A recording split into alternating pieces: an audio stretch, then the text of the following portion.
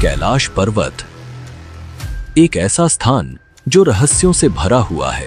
साल 2001 में चीन सरकार ने कुछ ऐसा देखा कि उन्होंने तुरंत कैलाश पर्वत पर चढ़ने पर प्रतिबंध लगा दिया। लेकिन आखिर ऐसा क्या हुआ था उस दिन?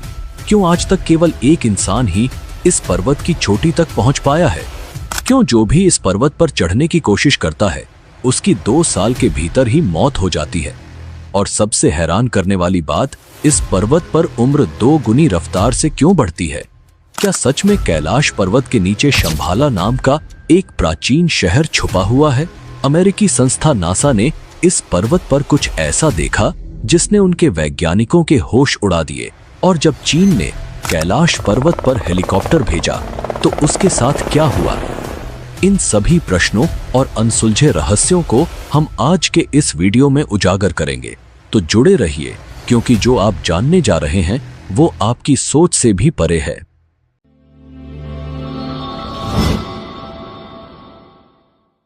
भारत और चीन के बीच 1962 का सीमा विवाद एक भयंकर युद्ध में तब्दील हो गया और इसमें भारत को भारी नुकसान उठाना पड़ा। इस युद्ध के परिणाम स्वरूप चीन ने भारत की लगभग 72,000 वर्ग मील जमीन पर कब्जा कर लिया और इसी दौरान कैलाश पर्वत का क्षेत्र भी चीन के नियंत्रण में चला गया। 1962 के चीन युद्ध के बाद जब पूरा देश सदमे में था, तब संसद में देहरादून के सांसद महावीर त्यागी ने तत्कालीन प्रधानमंत्री जवाहरलाल नेहरू से एक ऐसा सवाल पूछा जो आज भी इतिहास के पन्नों में दर्ज है। महावीर त्यागी ने सीधे सीधे नेहरू से सवाल किया, आपके देखते ही देखते चीन ने हमारी 72,000 वर्ग मील जमीन पर कब्जा कर लिया। आप उसे कब वापस दिला रहे हैं? नेहरू का जवाब आज भी लोगों के दिलों में गूंजता है। उन्होंने कहा, जो जमीन चली गई वो चली गई। वैसे भी वो जमीन बंजर थी, उस इलाके में घास का तिनका तक नहीं उगता। इस पर महावीर त्यागी भड़क गए और उन्होंने एक अनोखा और तीखा जवाब दिया। उन्होंने अपना गंजा सिर नेहरू की ओर करके कहा, यहां भी कुछ नहीं उगता, तो क्या मैं इसे भी कटवा दूं? उस दौर में भी यह चर्चा होती थी कि भारत को कम से कम कैलाश मानसरोवर का क्षेत्र मुक्त कराने की कोशिश करनी चाहिए। यह देश का दुर्भाग्य था कि सरदार वल्लभ भाई पटेल का 1950 में निधन हो गया और नेहरू पर यह दबाव बनाने वाला कोई नहीं था। दुनिया की सबसे ऊंची चोटी माउंट एवरेस्ट, जिस पर अब तक 7,000 से भी ज्यादा लोग चढ़ चुके हैं, उससे 2,200 मीटर कम ऊंचाई वाले कैलाश पर्वत पर आज तक सिर्फ एक इंसान को छोड़कर कोई फतह हासिल नहीं कर पाया है। इसके बारे में हम आगे बात करेंगे। यह अद्भुत पर्वत अपनी रहस्यमय और आध्यात्मिकता से भरी कहानियों के लिए जाना जाता है। पौराणिक कथाओं के अनुसार कैलाश पर्वत के पास प्राचीन धन के स्वामी कुबेर की नगरी स्थित है। मान्यता है कि जो व्यक्ति अपने जीवन काल में अच्छे और पुण्य कर्म करता है, उसकी आत्मा को मृत्यु के बाद कैलाश पर्वत पर स्थान प्राप्त होता है। यही कारण है कि इसे दुनिया के सबसे अद्भुत और पवित्र पर्वतों में से एक माना जाता है। समुद्र की सतह से 6,718 मीटर ऊंचा कैलाश पर्वत हिंदू, बौद्ध और जैन धर्म के अनुयायियों के लिए अत्यंत पवित्र है। हिंदू धर्म में इसे भगवान शिव का निवास माना जाता है, जो यहाँ अपनी पत्नी पार्वती के साथ रहते हैं। बौद्ध धर्म के अनुयायी मानते हैं कि परम आनंद के प्रतीक बुद्ध डेम चौक इस पर्वत के अधिष्ठाता देव हैं। वहीं जैन धर्म के अनुयायी इसे अष्टापद के नाम से जानते हैं, जहां प्रथम तीर्थंकर ऋषभदेव ने निर्वाण प्राप्त किया था। कैलाश पर्वत, जिसे श्रद्धा और आस्था का प्रतीक माना जाता है, केवल एक पर्वत नहीं है, बल्कि यह धर्म, आस्था और रहस्यों का एक अद्भुत संगम है। वीडियो में आगे बढ़ने से पहले मेरी आपसे एक छोटी सी गुजारिश है। अगर आप हमारे चैनल पर पहली बार आए हैं तो कृपया चैनल को सब्सक्राइब जरूर करें और कमेंट बॉक्स में हर हर महादेव लिखकर अपना आशीर्वाद दें। चलिए अब हम इस रहस्यमय यात्रा में आगे बढ़ते हैं।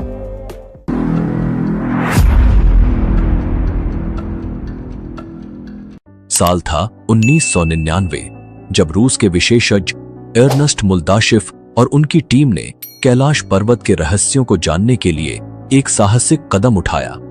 उनकी पर्वतारोहण टीम में भूविज्ञान, भौतिकी के विशेषज्ञ और इतिहासकार शामिल थे। इस दल ने तिब्बती लामाओं से मुलाकात की और कैलाश पर्वत के आसपास कई महीने बिताए उस रहस्यमयी स्थान की गहराइयों को समझने के लिए। मुल्दाशिफ ने अपनी इस यात्रा का विस्तृत विवरण अपनी किताब where do we come from में लिखा, जिसमें उन्होंने कैलाश पर्वत के बारे में चौंकाने वाले खुलासे किए। उनकी टीम इस निष्कर्ष पर पहुंची कि कैलाश पर्वत वास्तव में एक विशाल मानव निर्मित पिरामिड है, जिसका निर्माण प्राचीन काल में किया गया था। उन्होंने दावा किया कि यह पिरामिड कई छोटे छोटे पिरामिडों से घिरा हुआ है और यह स्थान अलौकिक गतिविधियों का केंद्र है। मुल्दाशिफ ने वहां से लौटने के बाद लिखा, हमें रात की खामोशी में पहाड़ के भीतर से एक अजीब तरह की फुसफुसाहटें सुनाई देती हैं। एक रात अपने दोनों सहयोगियों के साथ मैंने साफ साफ पत्थरों के गिरने की आवाज सुनी। यह आवाज कैलाश पर्वत के पेट के भीतर से आ रही थी। हमें ऐसा लगा जैसे इस पिरामिड के अंदर कुछ लोग रहते हैं। समय के तेजी से बीतने का एक अद्भुत प्रमाण इस क्षेत्र में देखने को मिला है। कैलाश पर्वत क्षेत्र में आने वाले लोगों ने पाया कि उनके शरीर के बाल और नाखून मात्र 2 दिनों में ही इतने बढ़ जाते हैं जितने सामान्यतः 2 हफ्तों में बढ़ने चाहिए। इतना ही नहीं, उनकी त्वचा भी सामान्य से अधिक तेजी से बूढ़ी नजर आने लगती है। यह रहस्यमयी घटना बताती है कि कैलाश पर्वत क्षेत्र में समय की गति कुछ अलग ही ढंग से काम करती है। यह अनुभव लोगों को यह सोचने पर मजबूर कर देता है कि इस पवित्र स्थान में कुछ ऐसी अदृश्य शक्तियां हैं जो मानव शरीर और मन को गहराई से प्रभावित करती हैं। रूसी डॉक्टर अर्नेस्ट मुल्दाशिफ अपने संस्मरणों में एक अद्भुत और रहस्यमयी घटना का जिक्र करते हैं। वे लिखते हैं कि एक बार उन्हें एक साइबेरियाई पर्वतारोही ने बताया था कि कुछ पर्वतारोही कैलाश पर्वत पर एक निश्चित बिंदु तक पहुंचने में सफल हुए थे, लेकिन जैसे ही वे उस बिंदु तक पहुंचे, अचानक वे बूढ़े दिखाई देने लगे। इस रहस्यमयी घटना के बाद उन पर्वतारोहियों की उम्र इतनी तेजी से बढ़ी कि 1 साल के भीतर ही बुढ़ापे की वजह से उनकी मृत्यु हो गई। यह रहस्यमयी अनुभव कैलाश पर्वत को और भी अद्वितीय और अद्भुत बनाते हैं, जिससे यह दुनिया के सबसे रहस्यमयी स्थानों में से एक बन गया है।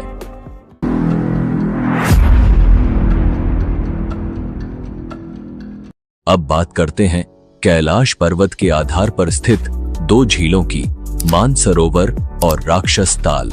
ये दोनों झीलें जो एक दूसरे के बिल्कुल पास स्थित हैं, परंतु स्वभाव में पूरी तरह विपरीत हैं। मानसरोवर झील, जिसे दुनिया की सबसे ऊंची मीठे पानी की झील माना जाता है, अपने शांत और स्थिर स्वभाव के लिए प्रसिद्ध है। इसका आकार गोल है, जैसे सूर्य की आकृति। इसके पवित्र पानी में जीवन की बहुलता देखी जाती है। सबसे हैरान करने वाली बात यह है कि इतनी ऊंचाई और ठंड के बावजूद यह झील कभी नहीं जमती और इसमें कभी लहरें नहीं उठती। इसे देखने वाले हर व्यक्ति को अद्भुत शांति का अनुभव होता है। दूसरी ओर राक्षस ताल, जो मानसरोवर के पास ही स्थित है, दुनिया की सबसे ऊंची खारे पानी की झील है। इसके पानी में खारापन इतना अधिक है कि यहाँ कोई जीवन पनप नहीं सकता। यह झील हमेशा उथल पुथल में रहती है, जैसे किसी आंतरिक बेचैनी से भरी हुई हो। कहते हैं कि राक्षस ताल का निर्माण स्वयं रावण ने किया था, जो भगवान शंकर के अनन्य उपासक थे। अपनी इच्छाओं की पूर्ति के लिए रावण कैलाश पर्वत गया, लेकिन उससे पहले उसने राक्षस ताल में स्नान किया और वहीं ध्यान लगाया। पौराणिक कथाओं के अनुसार जैसे ही रावण ने राक्षस ताल में डुबकी लगाई, झील पर आसुरी शक्तियों का कब्जा हो गया। यह झील निगेटिविटी से भर गई और रावण की सोच में भी बदलाव आ गया। सोचने वाली बात यह है कि एक ही भौगोलिक क्षेत्र में होते हुए भी ये दोनों झीलें इतनी अलग क्यों हैं?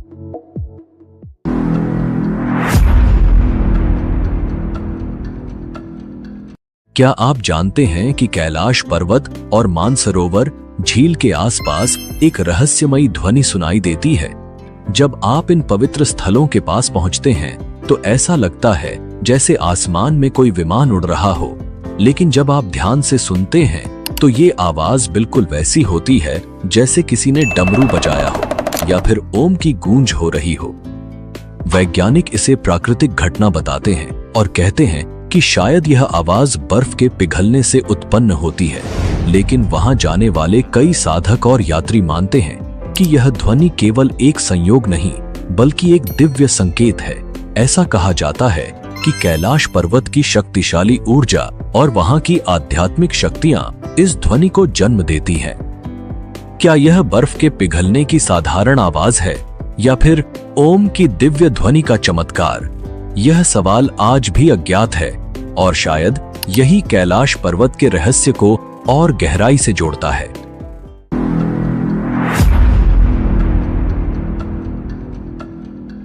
कैलाश पर्वत के रहस्य केवल ध्वनियों तक सीमित नहीं है। कई यात्रियों ने दावा किया है कि उन्होंने रात के समय कैलाश पर्वत पर 7 अलग-अलग रंगों की रोशनियां देखी हैं। ये रोशनी इतनी तेज होती है कि हर वस्तु साफ-साफ दिखाई देती है, मानो किसी अदृश्य शक्ति का प्रदर्शन हो रहा हो। वैज्ञानिक अब तक इन रोशनियों के रहस्य को पूरी तरह से नहीं समझ पाए हैं। नासा के वैज्ञानिकों का मानना है कि ये हो सकता है कि कैलाश पर्वत के आसपास का चुंबकीय बल आसमान के साथ मिलकर इस अद्भुत प्रकाश का निर्माण करता हो।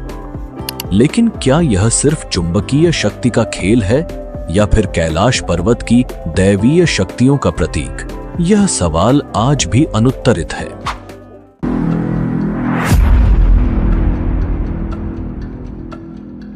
क्या आपने हिम मानव या यति की कहानियां सुनी हैं? यह वह विशालकाय प्राणी है जिसे कैलाश पर्वत और हिमालय के दुर्गम क्षेत्रों में देखा गया है। वर्षों से हिमालय के आसपास रहने वाले लोग दावा करते हैं कि उन्होंने इस रहस्यमयी प्राणी को अपनी आंखों से देखा है, लेकिन आज तक इस बात का पुख्ता सबूत नहीं मिला कि यह वास्तव में कौन है, एक विशाल भालू, जंगली मानव या फिर एक प्राचीन प्राणी। कई तिब्बती और नेपाली लोग मानते हैं कि यह हिम मानव कैलाश पर्वत के आसपास घूमता है। इसे यति कहा जाता है और इसके बारे में कई कहानियां प्रचलित हैं। कुछ इसे भूरा भालू कहते हैं तो कुछ इसे जंगली मानव। यहाँ तक कि यह माना जाता है कि यह लोगों पर हमला कर सकता है और उन्हें खा भी सकता है। इस रहस्य ने हिमालय की इन पवित्र भूमि को और भी गहराई से जिज्ञासा का केंद्र बना दिया है। वैज्ञानिक भी इस बारे में शोध कर रहे हैं। कुछ शोधकर्ताओं का मानना है कि हिम मानव वास्तव में निएंडरथल मानव के अवशेष हो सकते हैं जो अब तक इन बर्फीले क्षेत्रों में जीवित हैं। हालांकि यह सिर्फ एक परिकल्पना है, क्योंकि अब तक हिम मानव के शरीर या उसके जीवन के ठोस प्रमाण नहीं मिले हैं। विश्व भर के करीब 30 वैज्ञानिकों ने इस बात का दावा किया है कि हिमालय के बर्फीले इलाकों में हिम मानव मौजूद हो सकते हैं, लेकिन वे इसे साबित नहीं कर पाए।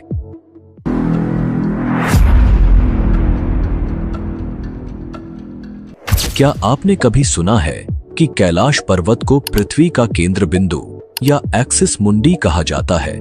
कई धार्मिक और पौराणिक मान्यताओं के अनुसार कैलाश पर्वत वह स्थान है जहां स्वर्ग और पृथ्वी का मिलन होता है। इसे ब्रह्मांड की धुरी या मेरुदंड कहा गया है, जो समस्त जीवों और ब्रह्मांड की ऊर्जा का केंद्र है। प्राचीन ग्रंथों में एक्सिस मुंडी का अर्थ होता है वह स्थान जहां धरती और आकाश आपस में जुड़ते हैं। यह धुरी पूरी पृथ्वी को संतुलित करती है और इसी कारण इसे विश्व का केंद्र कहा जाता है। हिंदू धर्म के अनुसार कैलाश पर्वत केवल भगवान शिव का निवास स्थल नहीं, बल्कि यह वह स्थान है जहां से संपूर्ण ब्रह्मांड का संचालन होता है। यह दुनिया के सभी धार्मिक और आध्यात्मिक धारणाओं में एक पवित्र और रहस्यमयी स्थान के रूप में स्थापित है।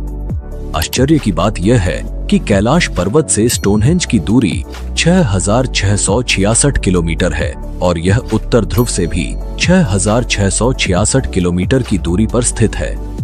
इसके अलावा दक्षिण ध्रुव से इसकी दूरी 13,332 किलोमीटर है। यह रहस्य और तथ्य कैलाश पर्वत को एक अनोखा और अद्वितीय स्थान बनाते हैं, जो केवल एक भौतिक पर्वत नहीं बल्कि ब्रह्मांड की शक्तियों का केंद्र है।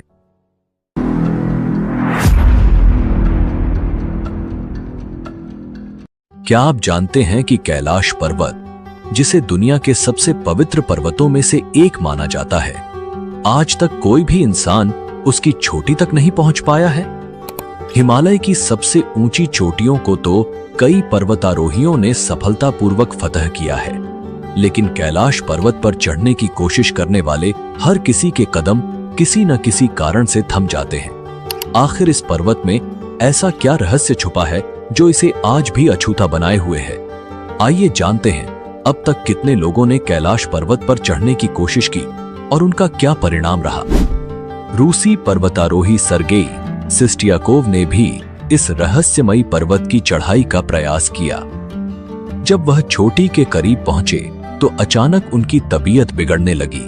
उन्हें कमजोरी और असहजता महसूस होने लगी और मजबूर होकर उन्हें वापस लौटना पड़ा।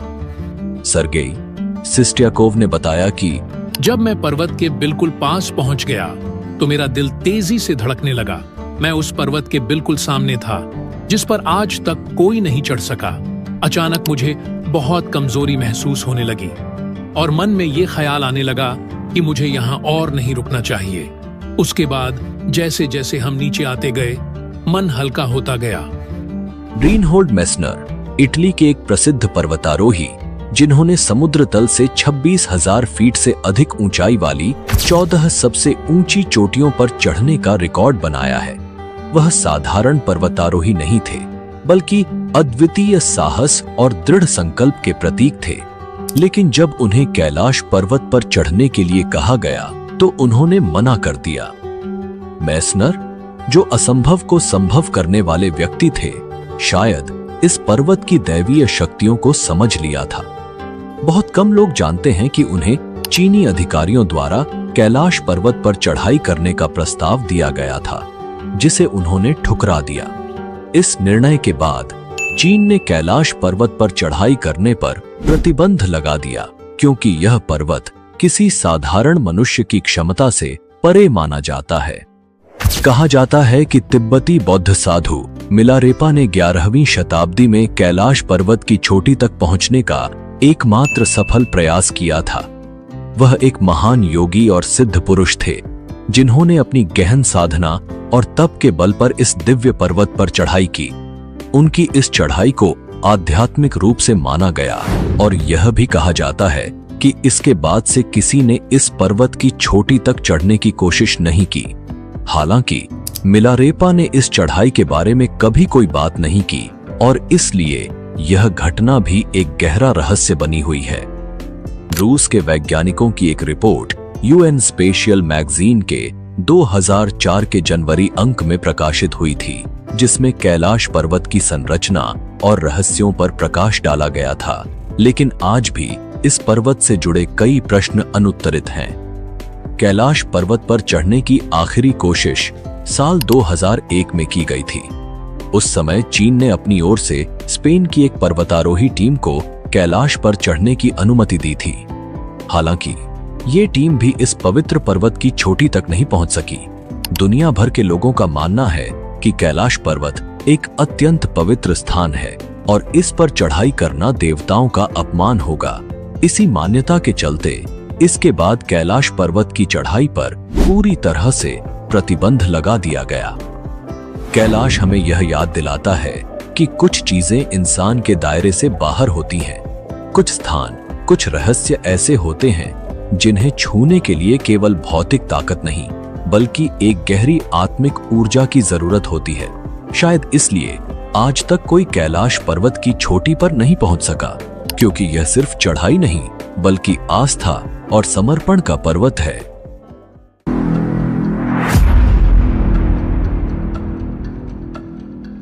कैलाश पर्वत का एक और अद्भुत रहस्य है उसकी छाया से बनने वाले स्वस्तिक और ओम के चिन्ह। जैसे ही सूरज कैलाश पर्वत के पीछे डूबता है, पर्वत की छाया से स्वस्तिक का अद्भुत चिन्ह उभरता है। यह वही स्वस्तिक है जिसे हिंदू धर्म में शुभ और समृद्धि का प्रतीक माना जाता है। इस पवित्र प्रतीक को देखकर लगता है मानो भगवान शिव और सूर्य देव के बीच एक गहरा आध्यात्मिक संबंध प्रकट हो रहा हो। लेकिन यह केवल एक ही रहस्य नहीं है। जब कैलाश पर्वत पर बर्फ गिरती है तो दक्षिण दिशा से देखने पर बर्फ की संरचना से ओम का चिन्ह बनता है। यह वही ओम है जो हिंदू धर्म में परम वास्तविकता और आध्यात्मिक ज्ञान का प्रतीक माना जाता है। ओम पर्वत के रूप में दिखने वाला यह दृश्य दर्शकों को प्रकृति और आध्यात्मिकता के गहरे संबंध की याद दिलाता है और हमें यह समझने का अवसर देता है कि यह पर्वत कितना दिव्य और रहस्यमयी है। ये प्राकृतिक घटनाएं पीढ़ियों से लोगों को विस्मित करती आ रही हैं और कैलाश पर्वत के आध्यात्मिक महत्व को और भी गहरा बना देती है।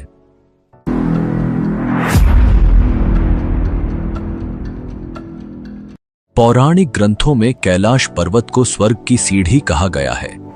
यह माना जाता है कि रावण ने इस पर्वत पर स्वर्ग तक पहुंचने के लिए सीढ़ी बनाई थी, परंतु यह केवल रावण की ही कथा नहीं है। वेदों के अनुसार कैलाश पर्वत पृथ्वी और स्वर्ग के बीच की एक पवित्र धुरी है जो उन्हें जोड़ती है। महाभारत में भी इसका उल्लेख मिलता है, जहां पांडव अपनी पत्नी द्रौपदी के साथ मोक्ष की प्राप्ति के लिए कैलाश पर्वत पर चढ़ते हैं। यात्रा के दौरान एक एक करके सभी पांडव गिरते गए, परंतु युधिष्ठिर अपने सच्चे धर्म और निष्कलंक जीवन के कारण स्वर्ग में प्रवेश करने में सक्षम रहे। कैलाश पर्वत को पूर्णता का प्रतीक माना जाता है। इसकी 4 ढलानें कंपास की 4 दिशाओं का प्रतिनिधित्व करती हैं। शिष्यों का विश्वास है कि यह पर्वत वास्तव में स्वर्ग का प्रवेश द्वार है। इसकी दिव्यता और पवित्रता से यह स्थान एक अद्वितीय आध्यात्मिक धरोहर बन जाता है।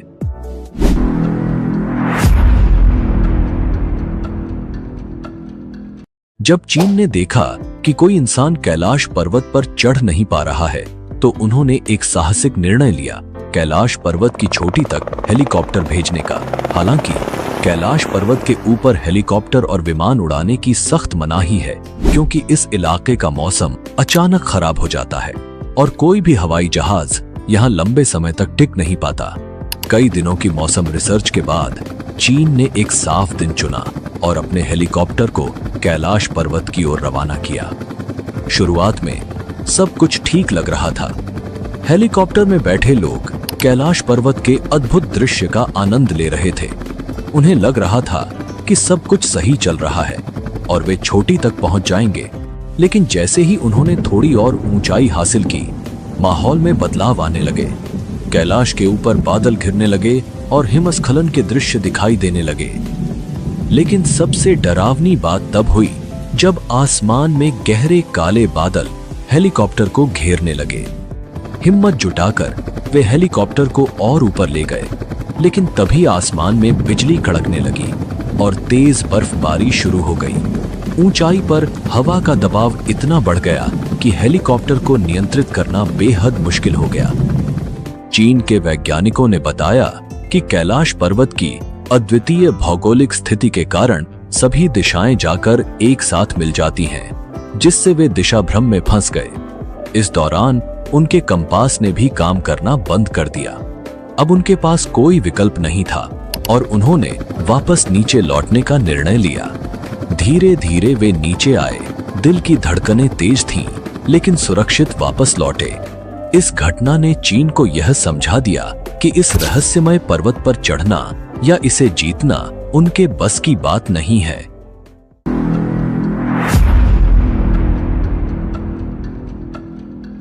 चीन की नाकामयाब कोशिश के बाद कैलाश पर्वत को लेकर अमेरिकी अंतरिक्ष एजेंसी नासा की उत्सुकता काफी बढ़ गई। 2015 में नासा ने अपने सैटेलाइट को कैलाश पर्वत पर पॉइंट करके गहन रिसर्च शुरू की। इस पर्वत के रहस्यों ने नासा के वैज्ञानिकों को भी चौंका दिया। निरीक्षण के बाद जो तस्वीरें नासा के वैज्ञानिकों ने साझा की, उनमें कैलाश पर्वत की एक रहस्यमयी परछाई दिखाई दी। इस परछाई को देखकर ऐसा प्रतीत होता है जैसे कोई विशाल आकृति ध्यान की मुद्रा में बैठी हो। इस अद्भुत दृश्य ने दुनिया भर के लोगों को चौंका दिया, क्योंकि इसे ज्यादातर लोग भगवान शिव की छवि से जोड़कर देख रहे थे। यह रहस्यमयी छवि कैलाश पर्वत की पवित्रता और उसके आध्यात्मिक महत्व को और गहरा करती है, जो आज भी मानवता के लिए एक अनसुलझी पहेली बनी हुई है।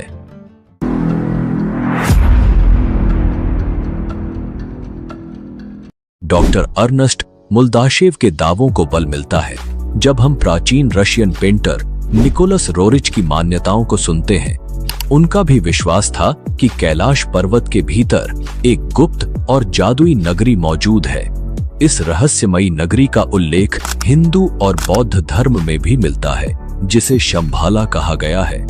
शंभाला संस्कृत का एक शब्द है जिसका अर्थ है शांत जगह।